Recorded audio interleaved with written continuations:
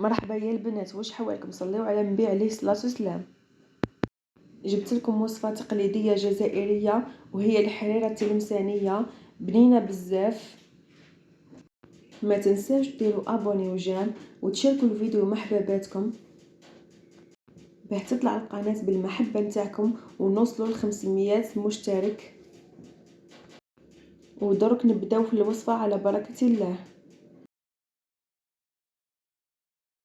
حطيت 5 مغارف زيت حطيت الدجاج وليت نقلي فيهم مع بعضاهم.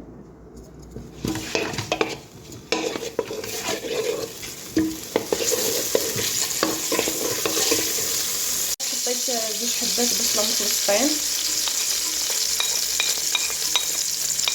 نقليهم مع بعضاهم، نقليهم مليح ومن بعد نغطيها ونخليها تدبل البصله شويه. قلات البصله حطيت لها 3 حبات سناريه، قصيتهم دوائر بالشكل هذا ونولي نقليهم مع البصله، ومن بعد نغطيهم ونخليهم مع بعضهم يدبالوا.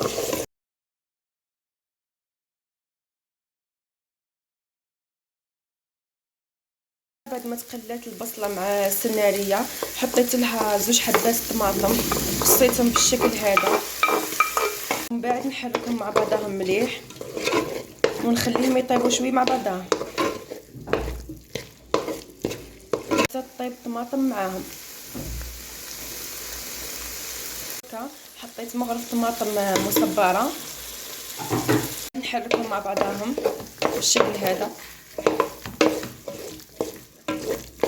يا البنات بقاو تقليو فيها بزاف حساب اي ماكله، كل ما تقلي قد ما تقليوها بزاف قد ما تجي بنينه.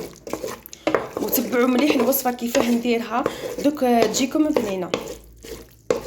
تعودوا ديما ديروا هذه الوصفه تلموا بنينه بزاف. نص مغرف كبيره ملح،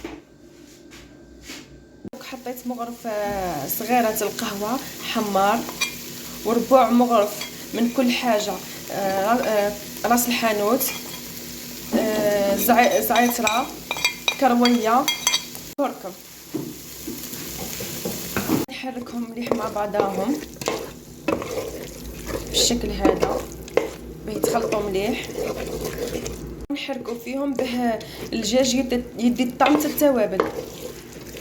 وزدت حطيت شويه ما سخون شويه بركه، ومن بعد وليت نحرك فيهم مع بعضاهم مده صغيره مش بزاف. بعد مرقتها بالماء السخون، بعد نغطيها ونخليها تطيب براحتها. بعد حطيتها في الروبو باه نرحيها، وهذاك الدجاج اللي درته فتته طراف وحطيته باه نرحيه مع المرقه. حطيت ماء بارد ومن بعد حطيت له الحريره نتاعي. الحريره اللي حطيتها لازم تكون سخونه. حطيت 2 مغارف كبار فرينه، حطيتها في الروبو باه تترحى، وحطيت لها شويه كرويه واحده صغيره يا البنات. الماء البارد اللي حطيناه والحريره اللي حطيناها معها سخونه باه كي نحطوا الفرينه ما تجيش كعبر، ما تتكعبر لناش. الحريره بعد ما رحيناها حطيناها فوق النار تسخن برك شويه حتى تهز الغليه. كي تهز الغليه نحط لها الخليط اللي خدمته قبيله بشويه بالعقل ونحركو باه الفرينه اللي حطيتها فيها ما تلصقش.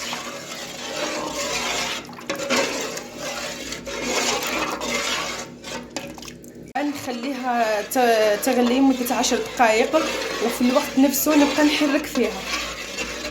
قولوا لي يا البنات لكن بديتوا تحضروا رمضان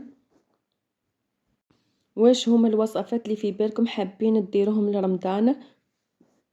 لكن كاش ما وصفه حابين نديرها لكم باه توجدوها لرمضان قولوا لي في التعليقات. قولوا لي يا البنات في التعليقات لكن عجبتكم هذه الوصفه، وبقاو تحركوا فيها حتى تختار. شوفوا البنات كيفاه بدات تختار. حسب الخليط اللي حطيناه لها في الفرينه. هنا هاي اختارت وخلصت. دركا بعد ما طابت واختارت نطفي عليها. البنات شكون فيكم من تلمسان تتبع فيا دير جيم وتثبت لي في التعليقات، كل وحده تقول لي واش من ولايه راهي تتبع فيا، وثاني اللي يتبعوا فيا من خارج الجزائر ثاني يثبتوا لي في التعليقات ويقولوا لي واش من بلاد راهم يتبعوا فيا منها. نرحب بكل مشتركي القناه القدم والجدد. نتمنى تكونوا استفدتوا من الوصفات اللي قاعده ندير لكم فيهم، ونتمنى نكون عند حسن ظنكم. ما تنساوش ديروا لي جيم وتكتبوا لي آرائكم الجميله في التعليقات، وتشاركوا الفيديو مع حباباتكم باه نتشجع نصور لكم فيديوهات جدد. وصلنا لنهايه الفيديو، نتمنى تكون عجبتكم الوصفه. ما تنساوش ديروا ابوني وجيم وتشاركوا الفيديو مع حباباتكم. ما تنساوش تكتبوا لي في التعليقات آرائكم، وكتبوا لي اذا كان عجبتكم هذه الوصفه وواش حابين ندير لكم وصفات جديده، لانه الراي نتاعكم يهمني. ودمتم في رعايه الله، ابقوا على خير.